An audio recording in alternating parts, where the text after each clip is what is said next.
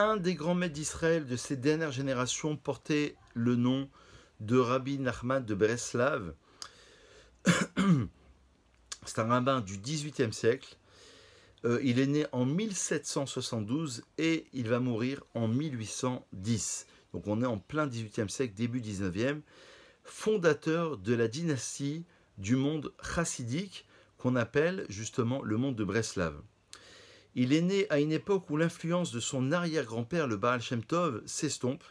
Le Rabbi Nachman donne un nouveau souffle au chassidisme. Alors, il va écrire beaucoup de livres sous l'impulsion de son élève très assidu, Rabbi Nathan. C'est pas lui qui va écrire, c'est Rabbi Nathan, son élève. Le fameux Likutei Moharan, qui est un livre de chassidoute où il veut donner beaucoup de courage à ceux qui sont en déprime, il veut donner beaucoup de force, d'attachement parmi ses œuvres.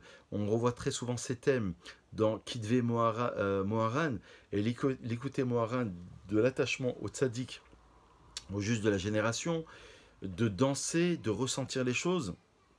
Il faut dire que il est quand même l'arrière-petit-fils du Baal Shem Tov, qui était quand même le fondateur du monde chassidique. Dès l'âge de 6 ans, il se rend régulièrement la nuit sur la tombe du Besht, le Baal Shem Tov, et paie son maître 3 pièces, outre son salaire, pour chaque page supplémentaire de Talmud étudiée avec lui, afin de l'encourager à étudier beaucoup plus. Âgé de 13 ans ou 14 ans, c'est un véritable génie, Rabbi Nachman. Il épouse la fille du rabbin Ephraim et acquiert son premier disciple, le Rabbi Shimon. Il s'installe auprès de son beau-père et il va demeurer là-bas 9 ans. À l'âge de 26 ans, Rabbi Nachman décide de se rendre en terre d'Israël. Ayant tout laissé derrière lui, il entreprend le voyage accompagné du rabbin Shimon en 1798, le jour de l'Akba Omer. Après avoir été retenu à Istanbul, il est reçu avec de nombreux égards à Haïfa par les chassidim de Haïfa.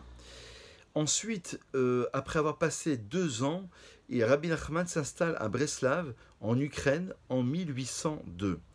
Il déclare à cette occasion, et ça on est au cœur même du développement de ce grand maître de la fin du XVIIIe siècle et du début du XIXe siècle, puisqu'il meurt en 1810, il dit à ses disciples, nous avons en ce jour planté le nom des Breslovers chassidim, ça veut dire des pieux de cette nouvelle dynastie du monde chassidique de Breslav.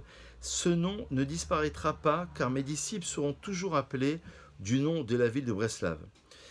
On peut dire de lui qu'il a été, il va influencer énormément jusqu'à aujourd'hui d'ailleurs en Eretz Israël, particulièrement en France aussi, mais surtout en Eretz Israël, tout le monde chassidique. Dans les branches chassidiques, il y a énormément de branches comme Chabad par exemple, Lubavitch. Il y a beaucoup de branches chassidiques, énormément, et la branche de Breslav va être une branche qui va être extrêmement importante.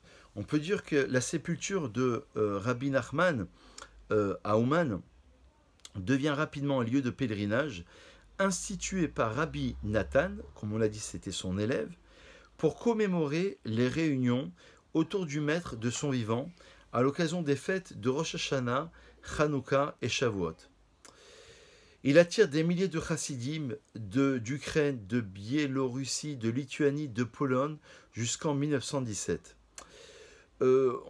Jusqu'à aujourd'hui, on a des milliers de personnes qui vont pour les grandes fêtes de Rosh Hashanah, de Hanouka et de Shavuot, aller sur la tombe de Rabbi Nachman qui a fait la promesse que celui qui irait sur sa tombe prier, implorer son mérite, lire des Tehillim, faire la Tzedaka, faire une forme de Teshuva, de repentir, il est certain que Rabbi Nachman va implorer son mérite, va le sortir même du Gehinam. C'est la raison pour laquelle on a une influence incroyable, extraordinaire du monde de Rabbi Nachman de Breslav. Ce sont des études que je vous conseille, beaucoup qui ont été traduites en français, qui ont été annotées et qui sont dans un langage relativement simple, pas profond dans l'idée, dans la pensée, extrêmement profond même, mais des choses que l'on peut saisir d'une manière aisée.